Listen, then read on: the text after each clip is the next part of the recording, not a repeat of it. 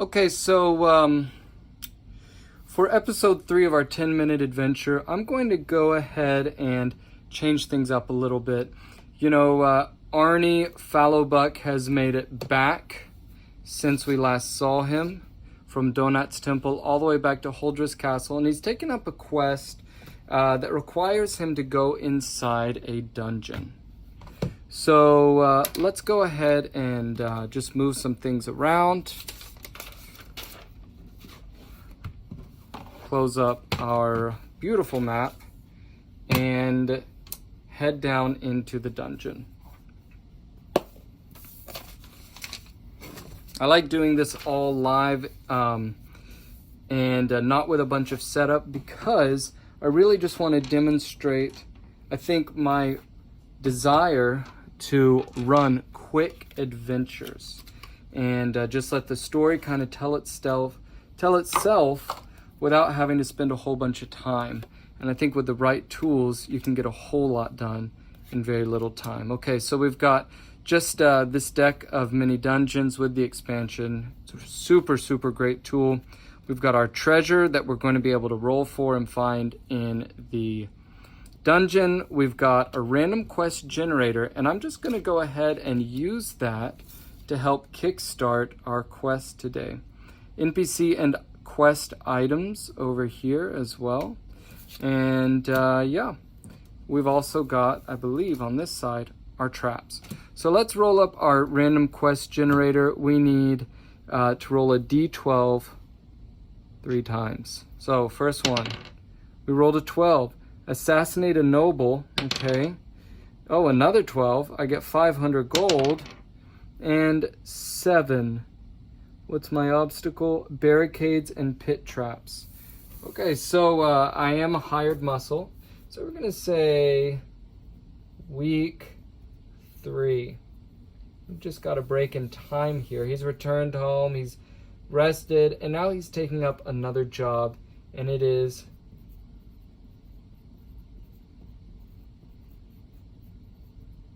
okay, and we're gonna say this noble is in this secret dungeon, obviously a very evil person if they need to be assassinated.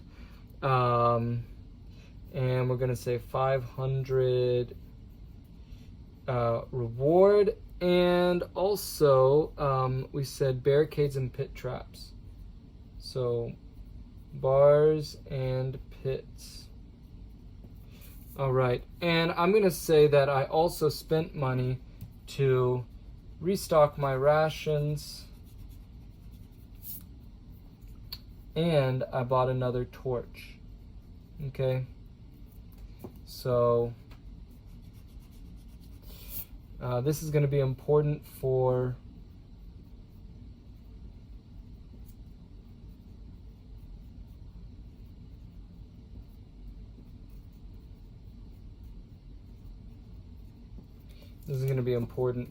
our quest, and we'll cut it down, let's just say, to 30 gold points. I know there's probably a specific cost in the book, but I'm just going to go ahead and say that this is where we are, so we got to do some work. So I'm using this Knave 2E as my rule set, and we've got our minor treasures, and let's just go ahead and flip this over for all of our traps and all of the things that can happen to us. Okay, so now, in order to run this deck correctly, you need to start with an ace. Well, run this deck well. You need to start with an ace, and then we're going for our question mark. So let's just get out, here's a question mark, and then we're just going to get out, let's say, 10. 1, 2, 3, 4, 5, 6, 7, 8, 9, 10. These 10 potential rooms, and once we get to a dead end, that will be, we'll switch it out for our quest goal, which will be a boss battle because we'll have to assassinate a noble. So let's start with entering into the dungeon. We'll set our quest goal down to the side, move these out of the way.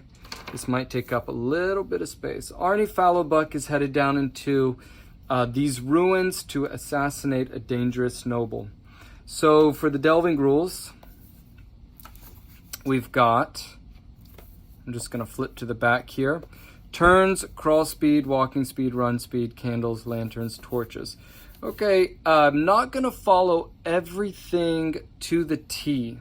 I'm following it for speed, efficiency, and obviously fun. So we'll start with turns. After every turn, I need to roll the hazard die. And I'm going to be walking so that I'll need to roll in case I run into traps. And the traps will be clearly shown on my dungeon. Okay, so I'm going to go, I'm going to take my first turn and go to the left. And look at that. I find another entrance. I find a door and a room. Now, I could really slow down if I want to, but I'm just going to go, I'm going to come over here to the dungeon section and just roll on the room, really. I just want to know, what kind of room is this? That's going to be an 81. So I've got a scullery. Not entirely sure what that is. Okay. R1. Scullery. Okay, now I can take my time, but I'm on a quest to assassinate this noble, so I don't want to sit and look at everything and all the details and all the room themes, but I could if I wanted to. Next, I'm going to roll for a dungeon shift. 2.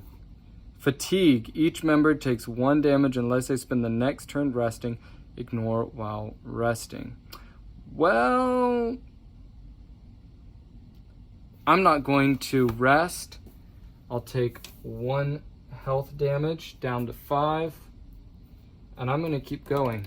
Okay. Now there's a lock in front of me, which means it's a test, or I can go to the left. I'm going to go to the left because I'm going to see where this leads me. Okay. So next, we're just going to move this over. I come into this room. Now, what's great about these cards is I can roll on this for a sound. I hear splintering of wood, and I could also roll for this room, but really it just looks like a corridor, except there's a monster here. So it looks like I'm running into my first fight. Now, for my encounter, I'm going to come over to the back of the page, back of the book, find my bestiary, go back. Actually, hold on.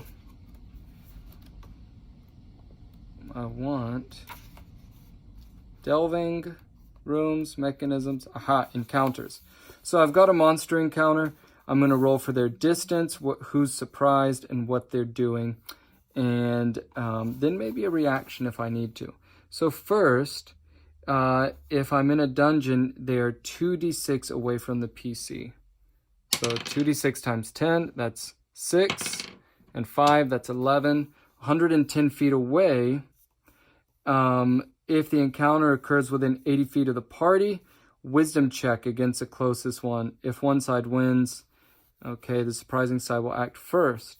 Well, they're not within 80 feet, so that means they haven't noticed me. That's how I'm interpreting those rules. Okay, so the next thing I'm going to do is I'm going to go to the current activity of the encountered creature, and then I'll determine what kind of creature it is. A 4. It is beautifying. Oh, interesting, interesting, interesting. And then what is its reaction? Its reaction is 5, and 4 is 9. Greet or question the PCs. Okay, so it tells me it's a monster, but it may not be a monster. If it wants to greet or question the PCs, I'm going to say there's a 70% chance that it is a person. Okay. Yep. So it's within 70%. So it is a person. Now I'm going to say 50-50, is it the noble that needs to be assassinated? Okay, so hold on, let me try that again. 1 to 50 is no, above 50 is yes. And that is yes, this is the noble that I need to assassinate, and they want to talk to me. Now, I could talk to them, or I could kill them.